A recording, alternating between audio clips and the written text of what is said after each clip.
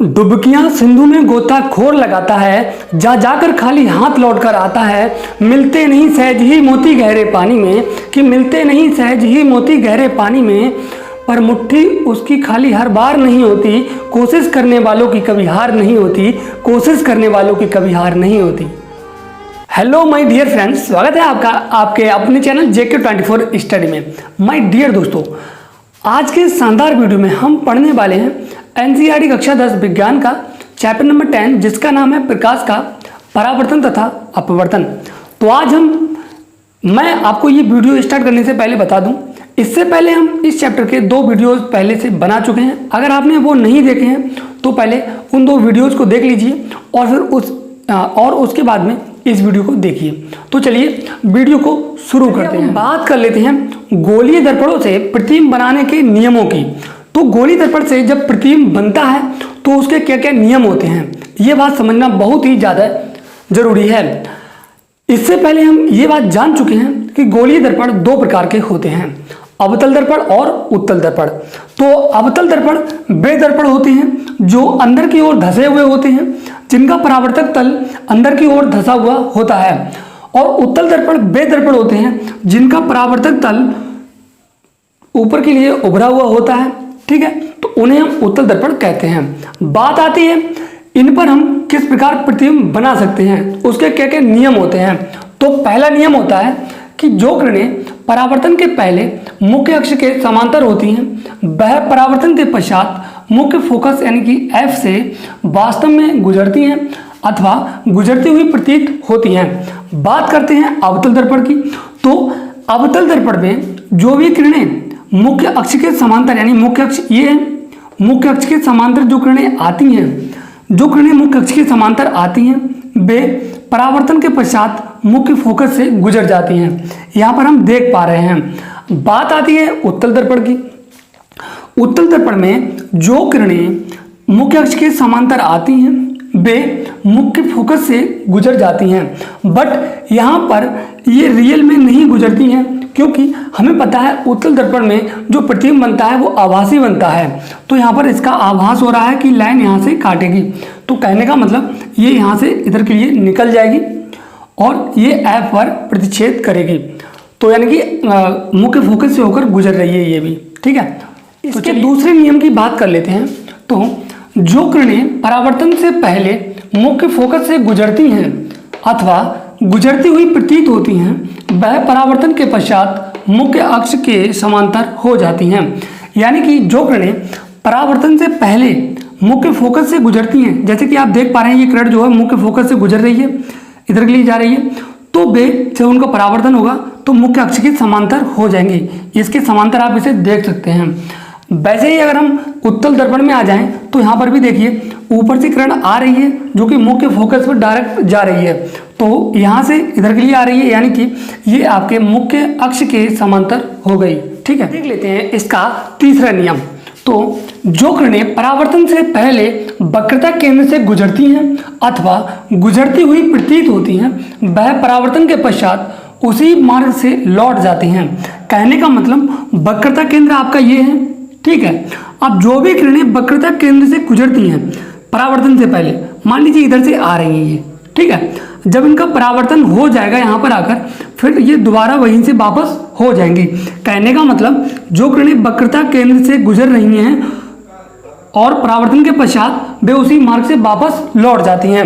जैसा कि आप उत्तल दर्पण में भी देख सकते हैं, ये किरण यहाँ से आ रही थी जो कि डायरेक्टली वक्रता केंद्र पर आ रही है, मगर यहाँ से वापस हो गई। ठीक है, अगला नियम आता है कि जो किरणें दर्पण के ध्रुव से टकराती हैं, वह परावर्तन के नियम अनुसार मुख्य अक्ष से समान कोण बनाती हुई प्रतीत होती हैं। जैसा कि आप चित्र में देख सकते हैं अवतल दर्पण, तो कोई भी जो किरण डायरेक्टली ध्रुव से टकराती हैं, ध्रुव यानी कि P ये वाला बिंदु, तो यहाँ पर जो किरण आकर टकराएगी वो डायरेक्टली उतना ही कोण बना करके निकल जाएगी, जितना कोण मुख्य अक्ष से ये वाला जो कोण बनाती है, इस कोण के बराबर यहाँ पर ये कोण बना करके और नीचे से निकल जाती है। ठीक है, उसी प्रकार यहाँ पर बात आती है उत्तल दर्पण की। तो जो किरणें डायरेक्टली ध्रुव पर टकराती हैं, वे किरणें उतना ही कोण बना करके जो है निकल जाती हैं। ठीक है, अब हम जान लेते हैं अवतल दर्पण के द्वारा प्रतिबिंब बनना। तो अवतल दर्पण के द्वारा प्रतिबिंब कैसे बनता है? तो जब वस्तु अनंत पर हो, जब कोई वस्तु अनंत पर होती है तो उसका प्रतिबिंब मुख्य फोकस पर बिंदुवत, वास्तविक और उल्टा बनता है। बिंदुवत का मतलब है एक बिंदु के साइज का। जैसा कि आप देख सकते हैं, ये कोई वस्तु मान लीजिए यहाँ से यहाँ तक कोई वस्तु रखी हुई है। ठीक है, यहाँ से यहाँ तक ये कोई वस्तु रखी हुई है, ये कोई वस्तु है। ठीक है, ये कोई वस्तु रखी हुई है। जब इसकी कोई किरण इधर पड़ेगी तो ये आपका मुख्य फोकस पे आकर गिरेगी, और इधर से जब पड़ेगी तो ये भी मुख्य फोकस पे जाकर गिरेगी। और यहाँ पर देख लीजिए, इसका जो प्रतिबिंब है वो उल्टा, वास्तविक और एक बिंदुवत रूप का बन जाएगा, जो कि बिंदु F पर बनेगा। बात आती है जब वस्तु अनंत व वक्रता केंद्र के मध्य हो। यहाँ पर बात हो रही थी वस्तु जब अनंत पर थी, अब बात हो रही है कि वस्तु अनंत और वक्रता केंद्र के मध्य होती है तो क्या होता है? तो वस्तु का प्रतिबिंब छोटा, वक्रता केंद्र और मुख्य फोकस के मध्य वास्तविक व उल्टा बनता है। जैसा कि आप यहाँ पर देख सकते हैं, तो कुछ इस प्रकार से वस्तु की जो प्रकाश है यानी किरण है वो जब अवतल दर्पण से परावर्तित होगी तो मुख्य फोकस से गुजरेगी। यहाँ पर देखा जाए दूसरी किरण जो वक्रता केंद्र से गुजरेगी तो यहाँ पर जाकर आपके वक्रता केंद्र और मुख्य फोकस के बीच में इन दोनों का प्रतिबिंब बन जाएगा, वो भी उल्टा बनेगा। देखिए ये ए से रहा है, ये बी है, ए ऊपर आ जाएगा, बी नीचे आ जाएगा। तो यहाँ पर इसका जो प्रतिबिंब है वो उल्टा और छोटा बनेगा। अब हम बात कर लेते हैं कि जब वस्तु वक्रता केंद्र सी पर हो, तो जब वस्तु वक्रता केंद्र सी पर होती है तो उसका प्रतिबिंब वक्रता केंद्र पर वास्तविक व उल्टा और बराबर बनेगा। यानी कि वक्रता केंद्र ये है सी, तो यहाँ पर कोई वस्तु मान लीजिए ये है ए बी, ए सरा ये है, बी सरा ये है। यहाँ से कोई प्रकाश किरण जब पड़ेगी अवतल दर्पण पर तो वो यहाँ से परावर्तित होकर मुख्य फोकस से होकर गुजर जाएगी, और यहाँ से डायरेक्टली जो मुख्य फोकस से गुजरेगी तो यहाँ से परावर्तित हो जाएगी, तो यहाँ पर दोनों किरणें आकर के टकराएंगी। ठीक है, जब यहाँ पर दोनों किरण टकराएंगी तो एक बिंदु ये है, इस बिंदु का वक्रता केंद्र पर उल्टा प्रतिबिंब बन जाएगा, यानी कि बिल्कुल इसके बराबर प्रतिबिंब बनेगा। तो कहने का मतलब कि जब वस्तु वक्रता केंद्र पर होती है तो उसका प्रतिबिंब उसके बराबर व उल्टा बनता है। ठीक है, अब बात कर लेते हैं कि जब वस्तु C व F के मध्य हो, कहने का मतलब वक्रता केंद्र और फोकस यानी कि मुख्य फोकस के मध्य हो। जब वस्तु वक्रता केंद्र और मुख्य फोकस के मध्य होती है तो उसका प्रतिबिंब C और अनंत के मध्य बड़ा, वास्तविक और उल्टा बनेगा। देखिए, जब वस्तु C और F के मध्य होती है तो वस्तु कौन सी है? A और B। A से लेकर B तक कोई वस्तु है इतनी बड़ी। अब उसकी प्रकाश किरण जब यहाँ पर पड़ेगी तो मुख्य फोकस से होकर किरण निकल जाएगी। मुख्य फोकस से डायरेक्टली जो किरण जाएगी वो नीचे होकर यहाँ पर आकर के एक दूसरे को प्रतिकर्षित करेगी। तो जब यहाँ पर एक दूसरे को काटेंगे ये किरणें तो यहाँ पर बन जाएगा आपका उसका प्रतिबिंब। तो ये प्रतिबिंब जो है इससे बड़ा बनेगा, जो वस्तु है वस्तु से बड़ा बनेगा। तो कहने का मतलब मध्य बनता है किसके? C और अनंत के।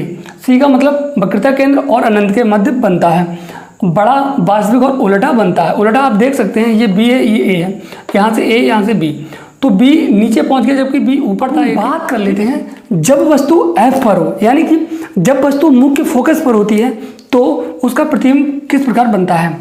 जब वस्तु की स्थिति F पर हो तो उसके प्रतिबिंब की स्थिति अनंत पर होगी और इसका प्रतिबिंब अत्यधिक बड़ा यानी कि अत्यधिक विवर्धित, बड़ा यानी कि विवर्धित का मतलब होता है बड़ा, वास्तविक व उल्टा बनेगा। देखिए, जैसा कि आप चित्र में देख पा रहे हो, जब कोई वस्तु A और B, वस्तु का एक सिरा A है एक सिरा B है, इस प्रकार रखी है। कहाँ पर रखी है? मुख्य फोकस पर रखी होती है, जैसे कि यहाँ पर रखी हुई है। तो इसकी जो किरण पड़ेगी यहाँ पर तो इसका जो परावर्तन होगा तो यहाँ से मुख्य फोकस से होकर निकल जाएगी। दूसरी इसकी किरण जो यहाँ से पड़ेगी तो ये बिल्कुल आपके ध्रुव पर लगेगी जाके, तो यहाँ से इसका परावर्तन हो जाएगा। यहाँ से इसका कोण और ये कोण दोनों बराबर होंगे। बात ये आती है कि ये आगे जाकर कहीं अनंत पर जाकर के बहुत ही बड़ा प्रतिबिंब बनेगा इसका और ये दोनों मिल जाएंगी। अब उतना बड़ा बोर्ड तो नहीं हो सकता क्योंकि ये बहुत ज़्यादा आगे बढ़ाना पड़ जाएगा, ठीक है। तो यहाँ पर आप समझ गए होंगे, जब वस्तु F तथा P के मध्य हो, यानी कि मुख्य फोकस और ध्रुव के मध्य होती है, ठीक है। तो F और P के मध्य यानी यहाँ पर वस्तु है कोई, ठीक है, यहाँ पर कोई वस्तु है, ये है A और ये है B, ठीक है, ये कोई वस्तु है। अब जब इन दोनों के मध्य में होती है F और P के, तो देखिए ये वस्तु रखी है, इसका यहाँ से कोई किरण इस पर पड़ेगी और ये परावर्तित हो जाएगी, परावर्तित होकर मुख्य फोकस से निकल जाएगी। अब दूसरी किरण जो आएगी वो ध्रुव से होकर के निकल जाएगी बराबर कोण बना करके, ठीक है। अब देखिए यहाँ पर अगर हम आगे के लिए देखें तो ये और ज़्यादा दूर होती जा रही हैं और ज़्यादा, अगर हम और आगे बढ़ाएंगे तो और ज़्यादा इनमें फैसला बन जाएगा। तो यहाँ पर ये बात निष्कर्ष निकलता है कि आगे तो ये इसका प्रतिबिंब है वो बन ही नहीं सकता क्योंकि आगे ये दोनों एक दूसरे से प्रतिकर्षित नहीं होंगे। तो हमें क्या इसका आभासी प्रतिबिंब बनाना पड़ेगा। पीछे के लिए दोनों को डॉटेड लाइन करके ले जाएंगे और यहाँ पर जाके दोनों मिल जाएंगे तो इनका ये प्रतिबिंब बन जाएगा, वो भी एकदम सीधा बनेगा।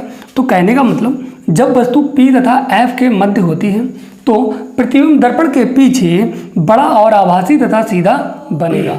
चलिए, तो अब आ गया है बहुत ही ज़्यादा मोस्ट इम्पोर्टेंट टॉपिक, अवतल दर्पणों के प्रयोग, यानी कि अवतल दर्पणों का प्रयोग कहाँ किया जाता है, तो देख लेते हैं। तो सामान्यतः टॉर्च, सर्च लाइट तथा वाहनों की हेडलाइट में प्रकाश का शक्तिशाली किरण समांतर किरण पुंज प्राप्त करने के लिए इसका प्रयोग किया जाता है। देखिए, जो आप देखते हैं जो वाहन जो रोडों पे बसें वगैरह है, ट्रक वगैरह है, जो उनकी लाइटें लगी होती हैं आगे जो रात में जलती हैं, तो उनमें इस दर्पण का प्रयोग किया जाता है जिससे कि एक समांतर किरणपुंज, शक्तिशाली किरणपुंज जो है प्राप्त हो, ठीक है। दंत विशेषज्ञ अवतल दर्पणों का उपयोग मरीजों के दांतों का बड़ा प्रतिबिंब देखने के लिए करते हैं। अब देखिए, जो दंत विशेषज्ञ का मतलब है जो दांतों के जो डॉक्टर होते हैं, वो जो मरीज होते हैं उनके आँखों का या फिर दांतों को देखने के लिए, ठीक है, दंत विशेषज्ञ तो भाई दांत ही देखेंगे, आँख थोड़ी ना देखेंगे।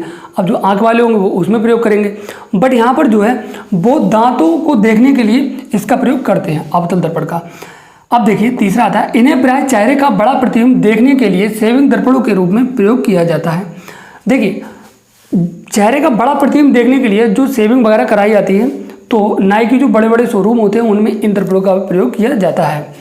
आगे बात आती है, सौर भट्टियों में सूर्य के प्रकाश को केंद्रित करने के लिए अवतल दर्पणों का उपयोग किया जाता है, ठीक है। उत्तल दर्पणों के द्वारा प्रतिबिंब बनना, उत्तल दर्पण के द्वारा प्रतिबिंब कैसे बनता है, तो उत्तल दर्पण के द्वारा प्रतिबिंब कैसे बनता है, तो उत्तल दर्पण के द्वारा प्रतिबिंब बनने की दो कंडीशन है। तो देखिए, पहला क्या है, जब वस्तु अनंत पर हो, जब वस्तु अनंत पर होती है, जैसा कि आप देख सकते हैं A और B कोई वस्तु अनंत पर है, ठीक है।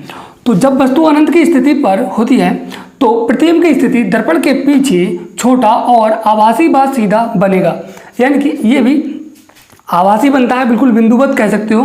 देखिए, यहाँ पर कुछ इस प्रकार से एक लाइट पड़ेगी तो ये यहाँ से परावर्तित होकर यहाँ से यानी कि मुख्य फोकस पर बिंदुवत हो जाएगी।